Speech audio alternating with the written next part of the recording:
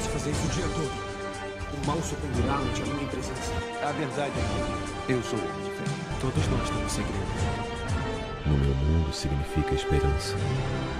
Salve, salve galera do Central HQs, bem-vindos a mais um vídeo aqui do canal. Estamos com ele, Konema, e aí, e é comigo, Fernando.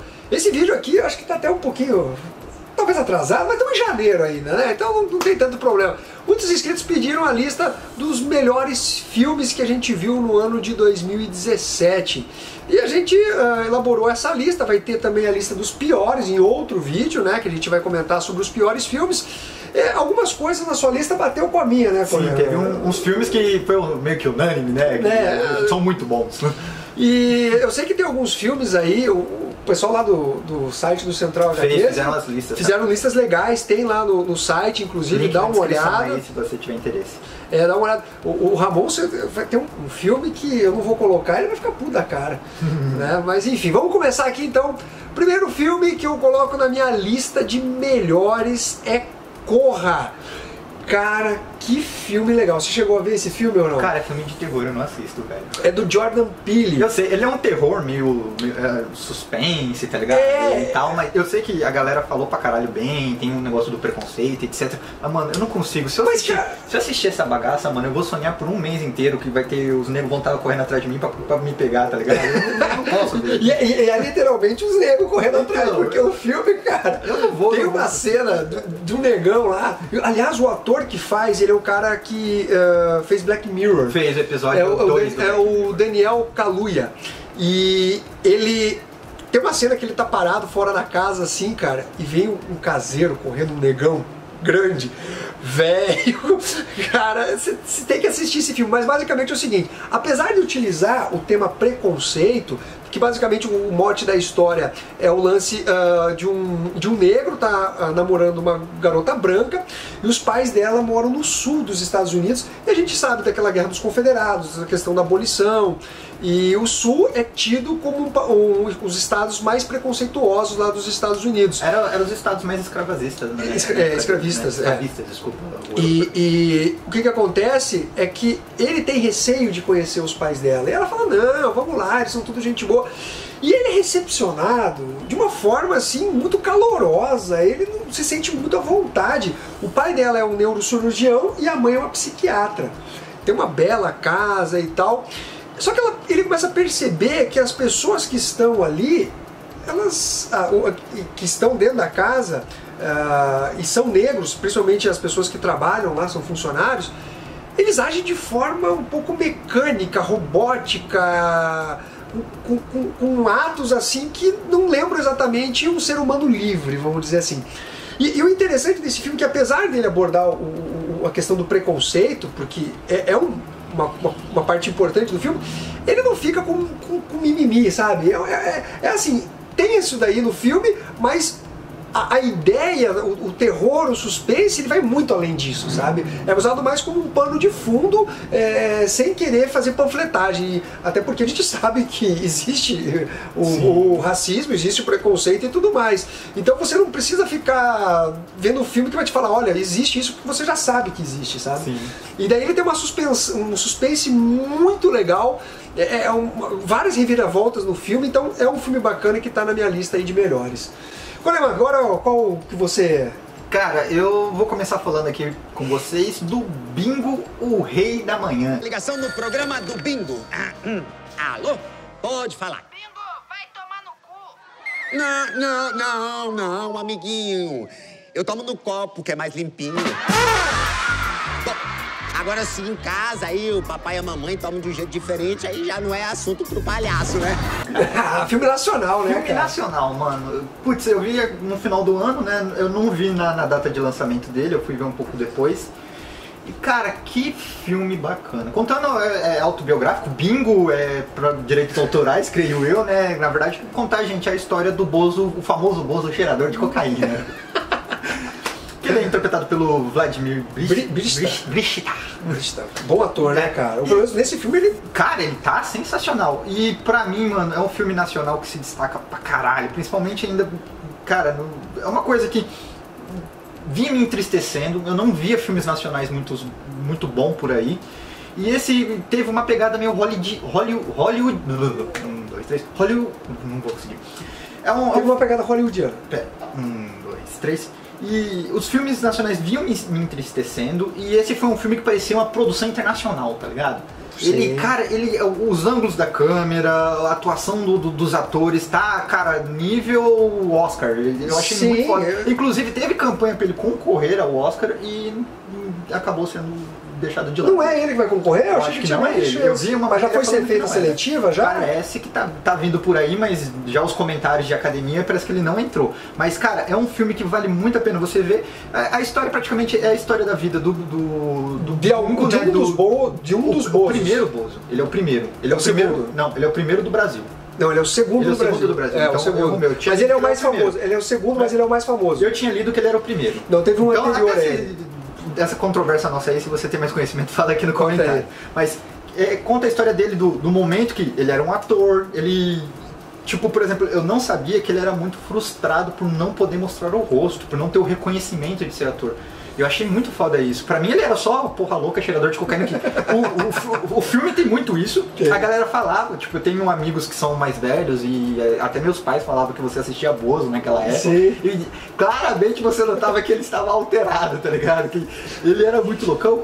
E, cara, ele dá umas respostas muito loucas pras crianças, tipo, chamar as crianças de burra, de retardada, tá ligado? As crianças iam tirar sarro com a cara dele e ele só faltava chutar a bunda das crianças e cuspir na cara. E como é uma história real, o que é interessante é que você consegue perceber as referências que são feitas, até porque é do seu próprio Brasil, do que passava na televisão na época. E o Bozo fez tanto sucesso que ele chegou a ter programação de 4 horas diárias, e teve uma época que chegou a 8 horas diárias. Você imagina, cara? É retratado no filme que, por exemplo, ele superou o programa da Xuxa, que era pico de audiência das manhãs. E tem um recadinho pra ela, né? Ele faz um recadinho bem ardido. E, cara, você vê a vida, tipo, essas vidas de artista, como é que é, e principalmente a dele, que ele é de uma família inteira. A mãe dele era artista, ele é casado com um ex-artista, e etc. Você vê como é que é esse mundo por trás das câmeras. Ele é muito mais obscuro do que você pensa. É um filme, cara, top 10 na minha opinião. Você com certeza deve assistir e perder o preconceito por ser um filme nacional. Com certeza, e quase entrou na minha lista aí de melhores. O próximo da minha lista é It, a Coisa.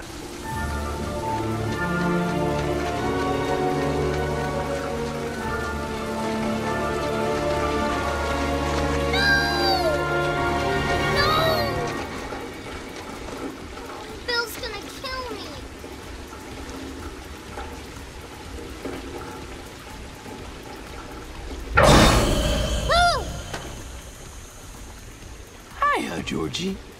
Tá na minha lista. Tá na sua lista. Então já chegamos a um tema em comum aqui. Eu fiz em tops, tá ligado? O It tá em 3º lugar na minha lista. Cara, eu adorei esse filme. Velho. Ele é do Andy Muschietti. Não sei se essa pronúncia é correta, o Muschietti. Basicamente nós temos um remake, né, daquele seriado que foi produzido nos Estados Unidos e depois foi condensado e transformado em filme. E uma versão assim, eu fiquei com medo em diversos momentos do filme. Aquela cena inicial da criança indo atrás do parquinho e a atuação do palhaço Pennywise, cara, e falando daquele jeito. Porra, cara, eu falei, que palhaço mais sinistro, cara. Nunca meu filho vai ver um filme desse, porque senão ele vai ficar com medo de palhaço, cara. Sabe que só depois de adulto. A coisa que me deu destaque no filme não foi nem pela, tipo... A maioria dos filmes de terror, você fica com medo por causa do monstro, por causa da situação que tá acontecendo e etc. Mas você sabe que no final vai dar tudo certo, né? Sim. Então tem sempre aquele gostinho amargo na boca, porque você sabe que vai dar tudo certo no final, vão derrotar o inimigo. Ou no mais clichê possível ainda, que todo mundo vai se ferrar e fim apocalíptico, entendeu? Sim. No It, teve muito tempo que eu não sentia medo, mas eu senti medo pelos personagens. Eu gostava tanto das crianças que eu não queria que elas morressem. E eu tinha medo delas morrerem, cara.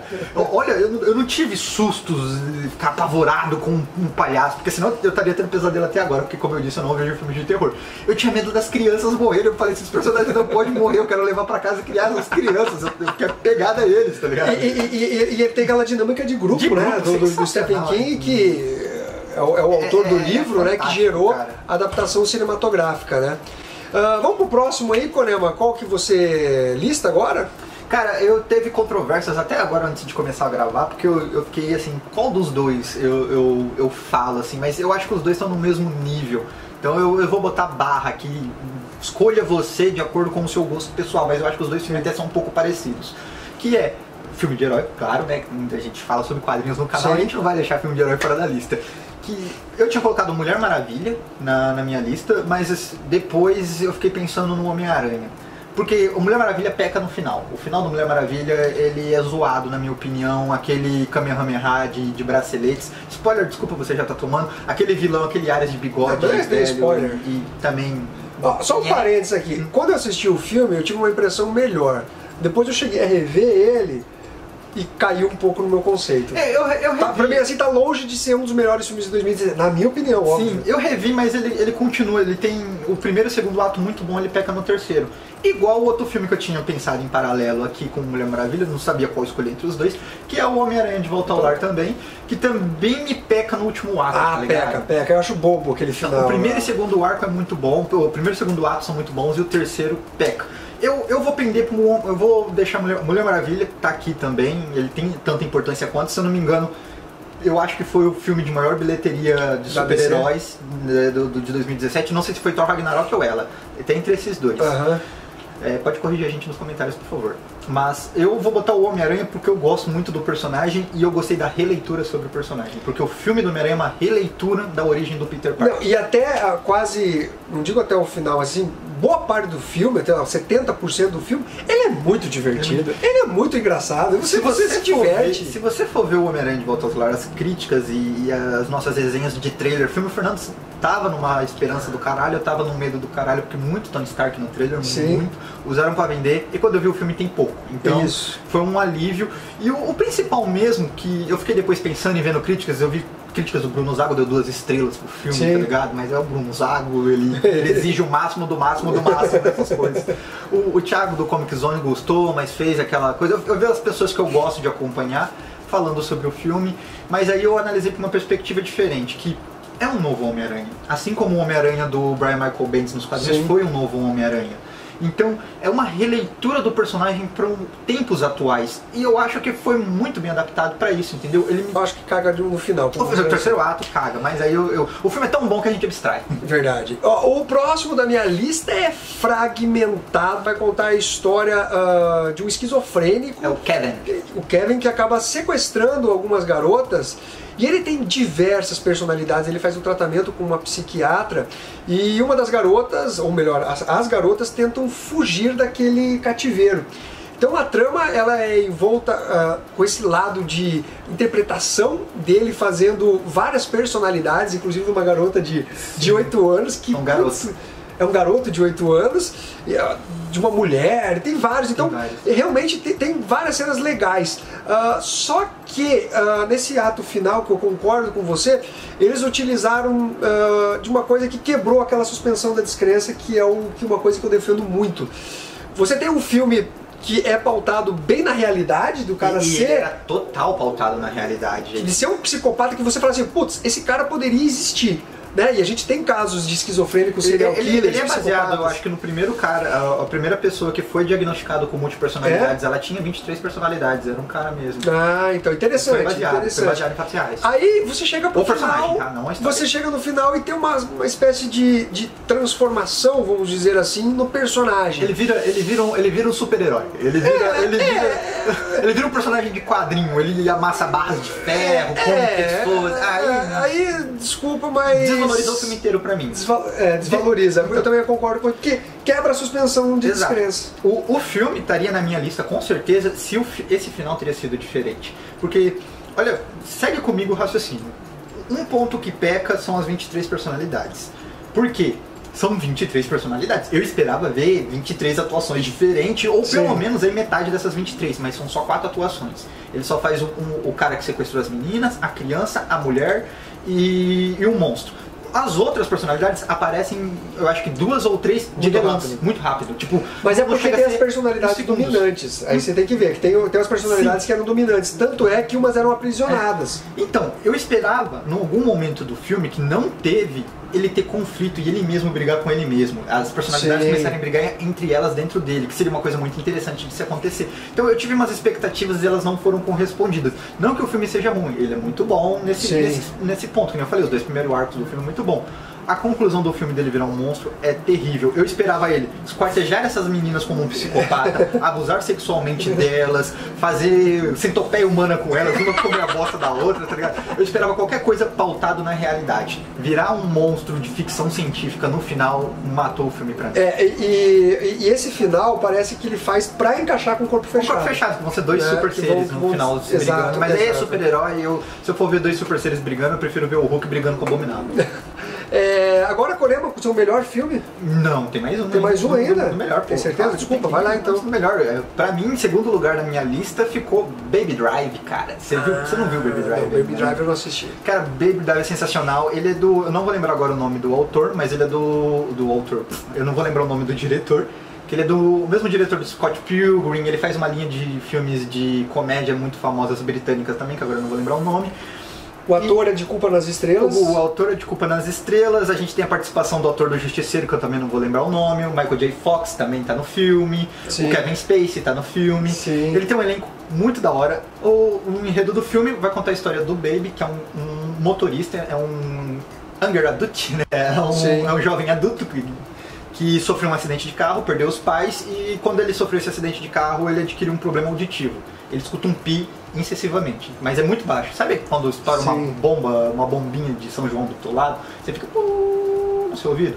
E depois de um tempo passa, mas ainda você sente aquele pizinho no final. Ele escuta isso.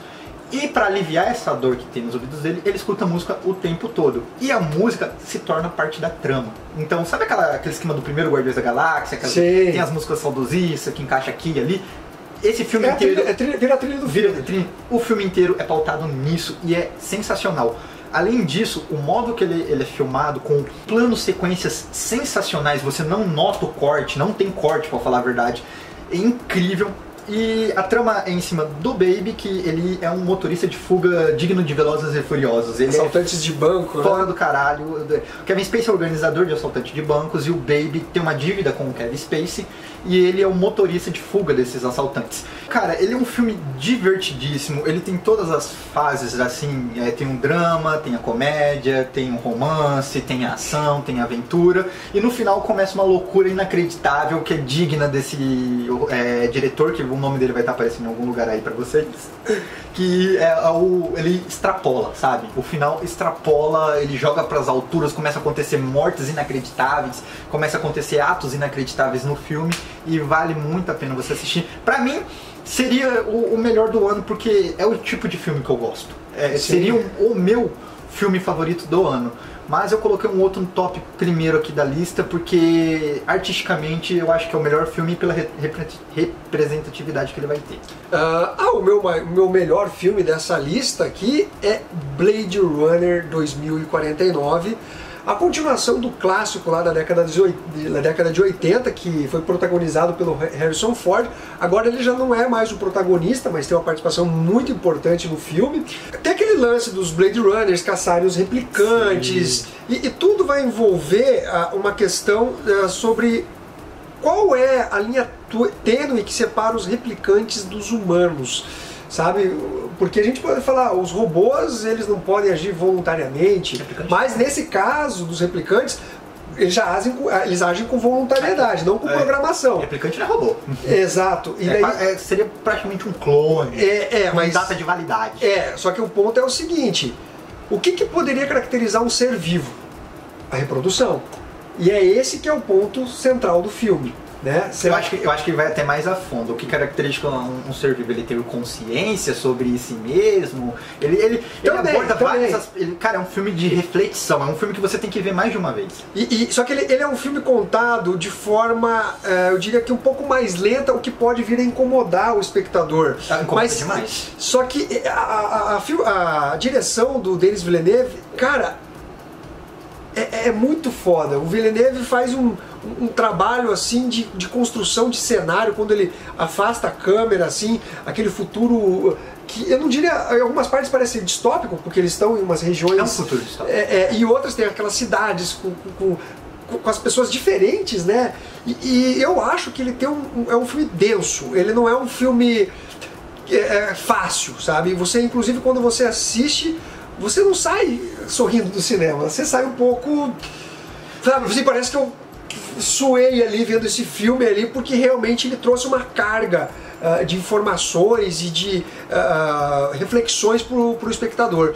Então eu realmente acho que foi o melhor filme que eu vi em 2017. Lembrando que eu não vi alguns outros aí, né? O primeiro colocado nessa lista, que também está nessa minha lista, mas não é o primeiro colocado. Blade Runner foi o Fernando mais gostou do ano de 2017. Pra mim, o filme que eu mais gostei foi o Baby Drive, mas o que eu coloco em primeiro lugar, assim, que foi o melhor filme que... Em questão completa, em questão de artística, de representatividade, de impacto, pra mim foi Logan, cara. Logan pra mim, eu podia até colocar a musiquinha aí do Logan no fundo, que foi o melhor filme de 2017. Por quê? Primeiro, assim como Deadpool, ele mostrou que pode se contar uma história séria de quadrinhos. Isso é muito importante. Isso é muito importante. Eu acho fundamental. Importante. É mostrar que essa mídia, cara, essa mídia aqui, ela tem histórias profundas.